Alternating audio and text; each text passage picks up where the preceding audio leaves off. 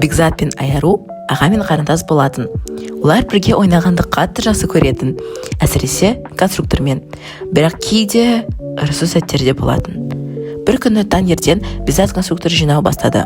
Ал Айару оның үстіне қызғылт жұлдызшаны қойғысы келді. «Тиіспе, бұл менің құрылысым!»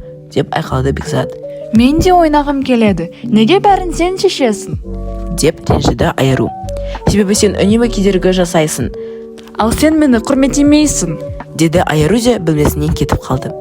Бекзат жерге отырып қабағын түйді. «Құрмет деген не өзі? Ол қайда тұрады екен?» деп күбірледі. Сол сәтте диванның астынан иығы сөмке асынып, басында қалпағы бар кішкентай бір адам шыға келді. «Сәлем, мен Құрметжанмын. Сен мен шақырдың ба?» «Мүмкін», деп таңырқай жауап берді Бекзат.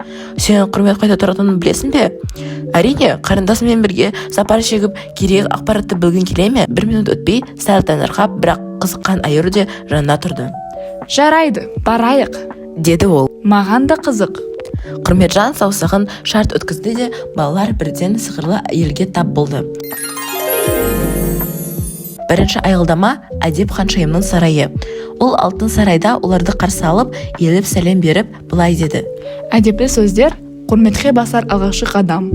Жарайсың, рахмет, кешір деген сөздермен сендерге қадірлейтіндеріңді көрсетіңіздер».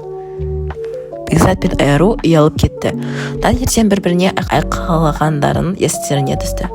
Келесі аялдама бамбук ормандағы сабыр панда. Ол өте баяу сөйлейтін, аялдап, тыныстап. «Құрмет деген күте білу және сөз білмеу», деді панда. «Айтар ойын ішінде жарылып тұрса да, алдымен тыңдай білу керек». Балалар үнсіз бас изеді, аздап ұялды да. Үшінші аялдама тыңдағыш пілдің үйі. Үй үлкен, ал құлақтары одан да үлкен еді. «Шын мәніндегі құрмет тыңдай білу», деді піл. «Тек үндемей отыру емес, басқа адамның не сезініп тұрғанын түсінуге тырысу». Қайтар жолда балалар үндемеді. Ал үйіне қайта келгенде Бекзат Айаруға қарады.